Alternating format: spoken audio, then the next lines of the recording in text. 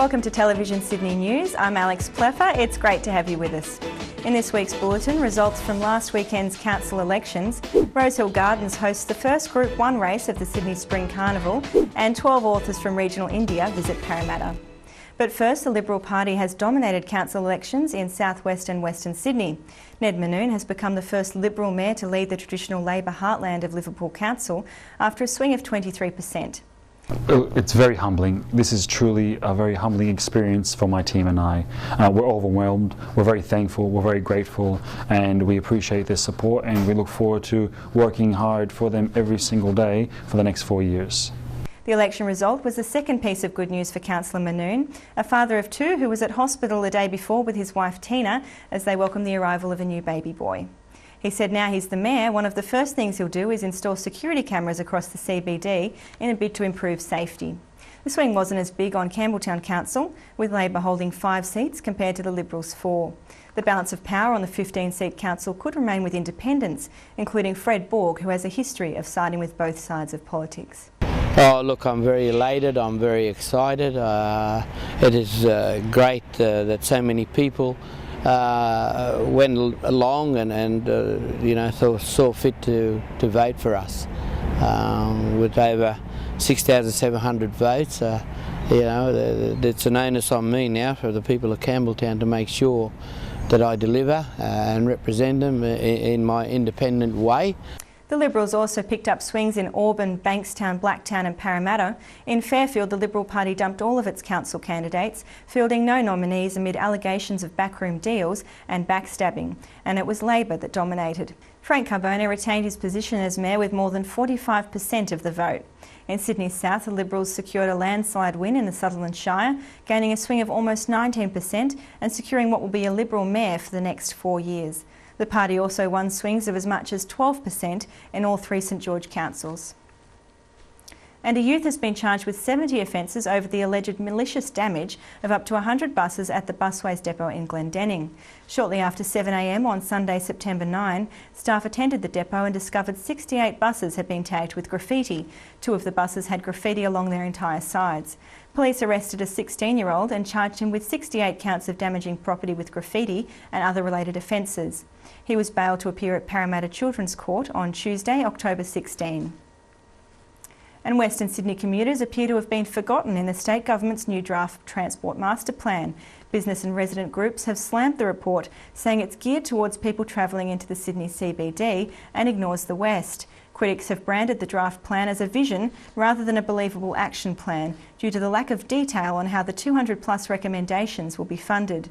The draft plan identifies multiple corridors for bus priority work, including from Blacktown to Castle Hill to Hornsby and Parramatta to Liverpool. A funding cut of $1.7 billion for New South Wales public and private schools and TAFE colleges has angered parents, teachers and students.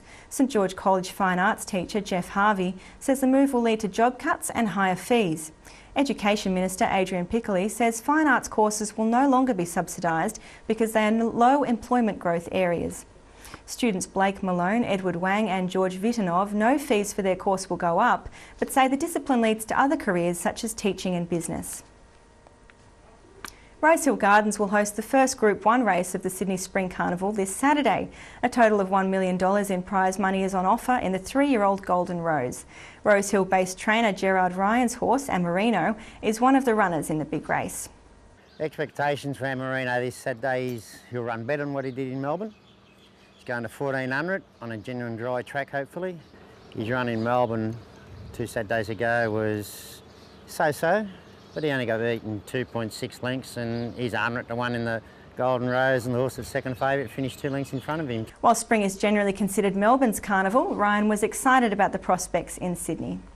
Now this time of the year you've got your 2-year-olds and your 3-year-olds coming back, and hopefully they're better horses, and you never find out until the springtime when you start racing them, but spring's a great time of the year here in Sydney.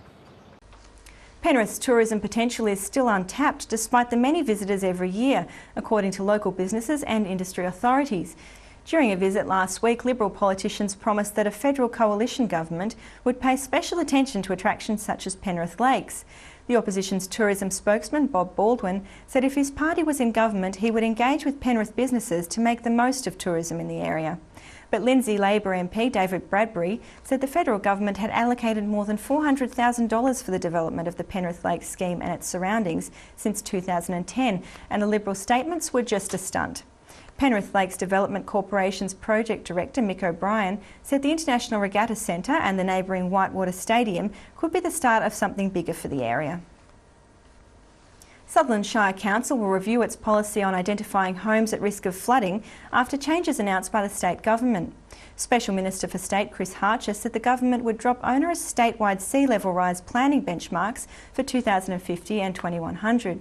He said councils would now be given the freedom to consider local conditions when determining future hazards. The review will include notations placed on Section 149 certificates, which can greatly reduce property values. Complaints about the criteria used in this process were criticised at residents' protest meetings in Sylvania Waters and nearby areas.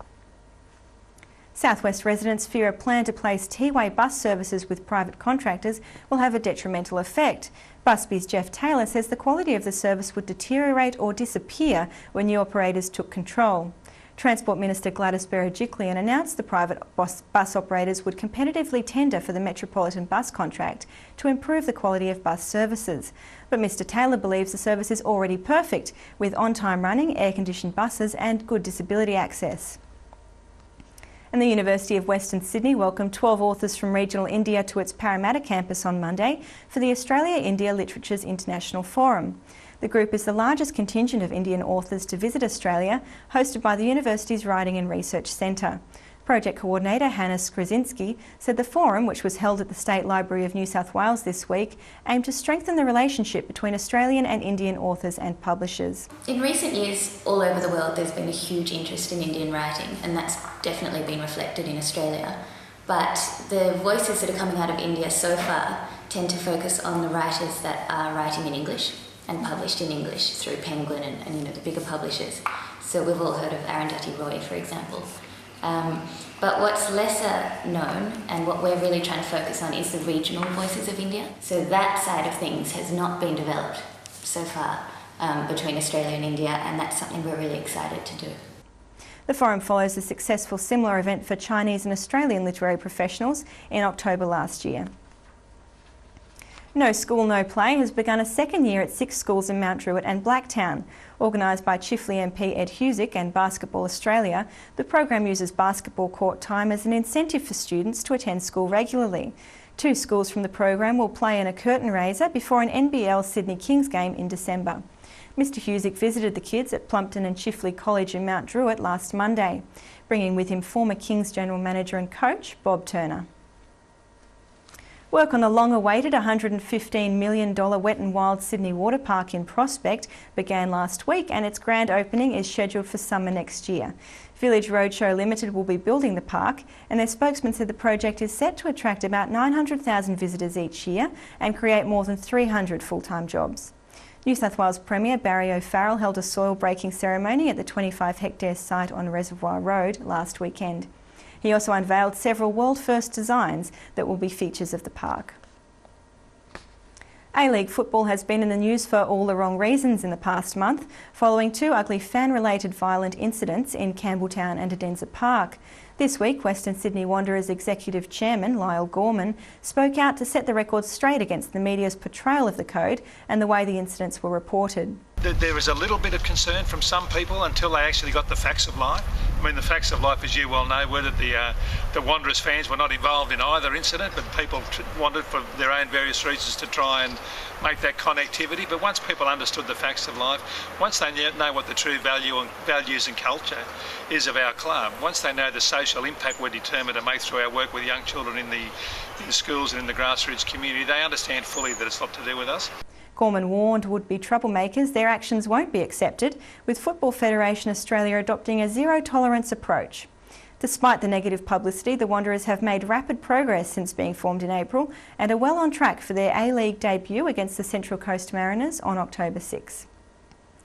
Michael Robar is an ace of two sporting disciplines, thriving in the softball diamond and on the footy field. The 16-year-old has excelled in both in the past year and has been named the Penrith Valley Sports Foundation Junior Sports Star of the Month for August. He was recently selected for the New South Wales Under-17 softball side and the Australian Under-17 squad. In rugby league, Robar went from the Sydney City Roosters development program to representing the Western Sydney Academy of Sport in the Harold Matthews Cup this year. And the Wentworthville Magpies Under-10s division have topped off their stellar season of 13 undefeated games with a grand final win. Coach Corey Matthews said all of the players had improved during the season. Despite their form, a heartbreaking loss in the grand final 2 years ago still haunted some of the players. The game against the Canley Heights Dragons was their shot at redemption. The match couldn't have got off to a worse start for Wentworthville as they fell behind 16-6 in just 15 minutes. But a try just before half-time saw them head into the sheds trailing 16-12 and with more than a glimmer of hope. The Magpies managed to turn the game around and ended up with a score of 44 to Canley Heights 16. And he makes a living as a professional golf coach, but from May to August, George Sirhan's orchid hobby is king. The Blacktown Orchid Society Vice President has been busy preparing for the group's annual spring show at Seven Hills on the weekend. Mr Sirhan has grown orchids for 35 years. He has more than 8,000 of them in his backyard and says it can take up to 8 years to grow one from a seed pod to a flowering plant. Looking at 7 to 8 years the process taking, which is quite a long time. And you have to be very, very patient. Mr Sirhan grows some Australian and hybrid varieties and many cymbidiums, which are known as the king of orchids. It is a bit of a lottery with colour, but it has a lot to do with the parents in the background.